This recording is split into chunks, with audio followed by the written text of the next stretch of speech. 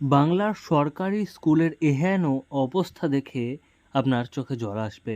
আবার সেই জায়গায় দাঁড়িয়ে এক শিক্ষকের এমন অসম লড়াই আপনাকে কুর্নিশ জানাতে বাধ্য করবে। একজন শিক্ষক যার কাঁধে গোটা একটা বিদ্যালয়ের দায়িত্ব, তিনিই ৫টা ক্লাসের শ্রেণীর পড়ুয়াদের পড়ানোর দায়িত্ব কাঁধে তুলে নিয়েছেন। আবার মিড ডে মিলের কর্মীরা অনুপস্থিত থাকলে তিনি রান্নাঘরে হাজির হন ছেলেমেয়েদের পাতে পুষ্টিকর খাবার তুলে দিতে। বিদ্যালয়ের প্রশাসনিক কাজকর্মও তিনি একা হাতে সারেন। কখনো আবার বিদ্যালয়ের ছুটির ঘণ্টাও বাজাতে হয় ওই শিক্ষককেই।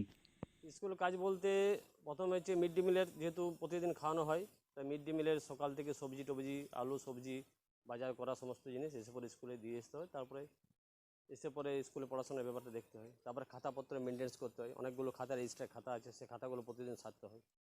এই হচ্ছে প্রতি শিশু শ্রেণী থেকে ক্লাস 5 অবধি সব সাবজেক্টে যতগুলো বিষয় আছে, সহজ পাঠ, আমার বই 1 নং 2 নং 3 নং বাটারফ্লাই, প্রত্যেকটা বই আমাকে পড়াতে হয়।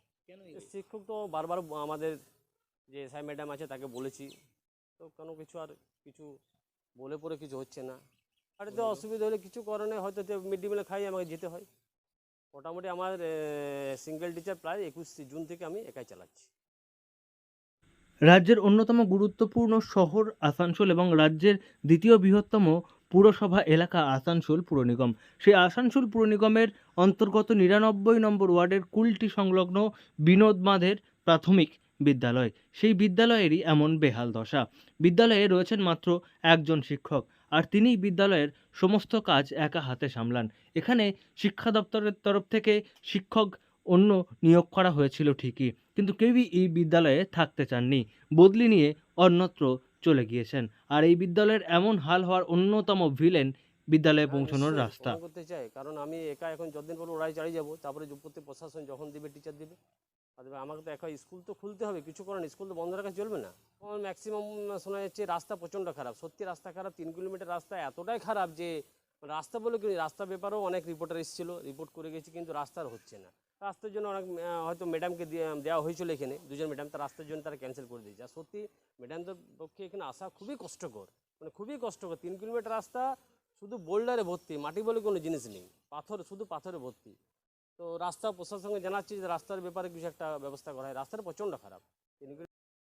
বিনোদমাধ বিদ্যালয়ের বর্তমান প্রধান শিক্ষক তথা একমাত্র শিক্ষক মধুসূদন বাবু জানিয়েছেন তিনি এই লড়াইটা চালিয়ে যাবেন যতদিন পর্যন্ত না প্রশাসনের তরফ থেকে ব্যবস্থা করা হয়।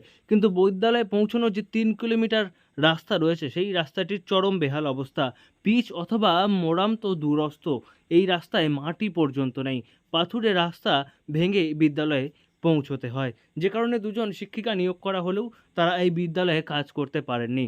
বিদ্যালয় থেকে ২ কিলোমিটার দূরে বাড়ি মধুসূদন বাবুর, তিনিই সাইকেল নিয়ে আসেন প্রতিদিন এবং এই বিদ্যালয় চালিয়ে যান। কিন্তু কতদিন এইভাবে চলবে তা কেউই জানেন না, তাই বিদ্যালয়ের হাল ফেরানোর পাশাপাশি রাস্তা হাল ফেরানোর দাবিও উঠছে। আসানসোল থেকে নয়ন ঘোষের রিপোর্ট, লোকাল 18 বাংলা।